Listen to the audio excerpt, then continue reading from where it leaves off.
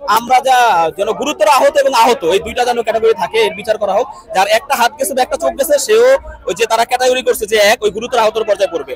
আর যারা দীর্ঘ সময় একটা চিকিৎসা নেওয়ার পরে ভালো হবে বা আহত হয়েছে, অনেক ক্ষতিগ্রস্ত হয়েছে কয়েক মাসে, তাদেরকে একটা ইসের ভিতরে রাখবে। এটা হলে আহত, সাধারণ আহত আর হলে গুরুতর আহত।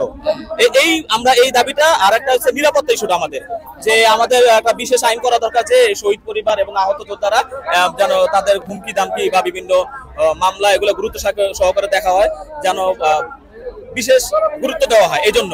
আর 3 নম্বর একটা আছে যে 24 ঘন্টা একটা হেল্পলাইন চালু করা, যে আমরা হঠাৎ অসুস্থ হতে পারি বা বিভিন্ন জায়গায় বিভিন্ন সমস্যা হতে পারে, অনেকে মানসিক সমস্যা হতে পারে বা ওই হামলার একটা জরুরি একটা সমস্যা হতে পারে, ওই জরুরি একটা আমাদের জন্য হটলাইন একটা নাম্বার থাকবে, যে এটা 24 যোদ্ধাদের জন্য এই নাম্বারটা, ওই নাম্বারে আমরা যেন সহযোগিতা পাই। এটাই আজকে আমরা যেমন আমাদের একটা ব্লকের কর্মসূচি ছিল, তখন আমি উপদেষ্টার সাথে বসি, মাননীয় যে আপনার উপদেষ্টা যে মুক্তিযোদ্ধা বিষয়ক, উনি আমাদেরকে আশ্বস্ত করে যে আসলে আলোচনার মাধ্যমে সবকিছু সম্ভব।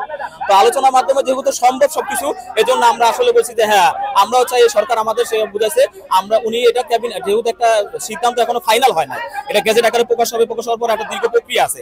এখন উনি আমাদের এই দাবিগুলা পরবর্তীতে উপদেষ্টা ক্যাবিনেটে উঠানোর পর ওখান থেকে যে সিদ্ধান্ত হবে এটা আমাদেরকে আবার জানার পর, এবং উনি বলছে যে হ্যাঁ সবাইকে যদি ভাতার আওতায় বা এটা করা যায় আমরা ওই ব্যাপারে সর্বোচ্চ ঈদ করবো, তার দিক থেকে সর্বোচ্চ চেষ্টা করবো সে।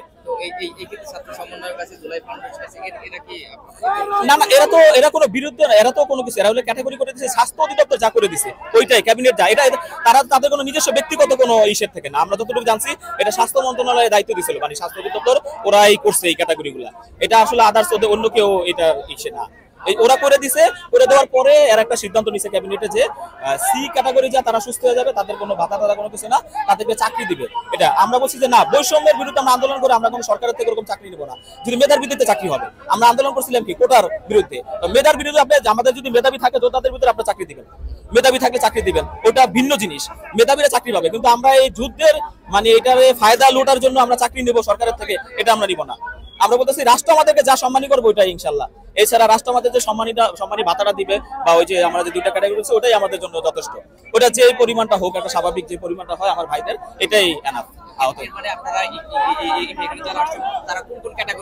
এখানে যারা আসছে সি ক্যাটাগরি আছে সবচেয়ে বেশি, আর বি ক্যাটাগরি আছে সমর্থন জানায় আসছে আমাদের এই ক্যাটাগরিতে আছে মূলত এই দুইটা সি আর এল বি।